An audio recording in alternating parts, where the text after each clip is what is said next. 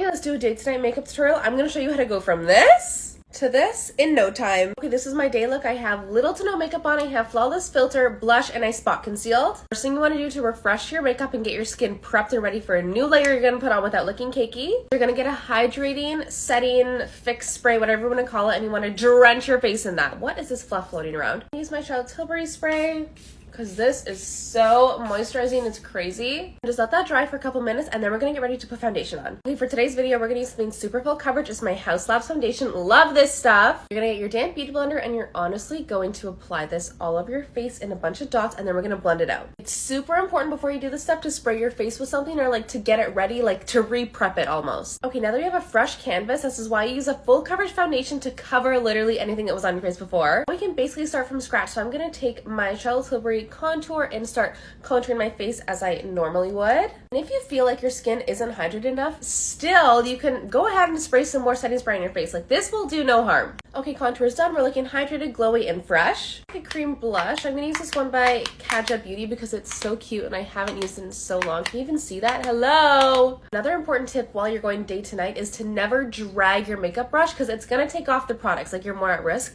So you really wanna be able to stipple and tap everything you put on your face. Before we go any further, I need to touch up my brows because these are terrifying to look at. Less is more when you come to brows, so I just typically fill in any sparse areas. I don't try to get a shape. I honestly just fill in the bald spots. Lightly powder the under eyes. I'm going to take my Charlotte Tilbury brightening powder. You also want to make sure that the powders you use are really finely milled so it doesn't look cakey on your skin. Now let's spice up the eyes. Okay, so we do still have a little bit of eyeshadow on. We obviously have our mascara on and a little bit of lower lash shadow, but this is going to work. Always like to start with a contour shade in my crease to neutralize anything that's going on. Now when I go out, I like to do gold smoky eye with lots of sparkle. Typically, sometimes I like to also add in a little bit of rosy pink mauves. On that note, I'm going to start off with this bronze copper shade in my Tom Ford palette in the outer corner and into the crease a little bit. I always drag it out to create this like longer eye. Already you could leave it at that and put a little highlight on the lid, but I'm gonna go an extra step. I'm gonna add a little bit of this pink right on that outer corner because I need a little bit. Now let's combine these two highlight colors and put that on my lid. Wow! Anything sparkly just brings something out in me. If you have any glitter, which I of course do, I like to pop some on my eyes. This brush is stained. I've washed it 1,000,001 times so it won't come out. Spray your brush with setting spray right into the sparkle, and you're honestly going to just tap it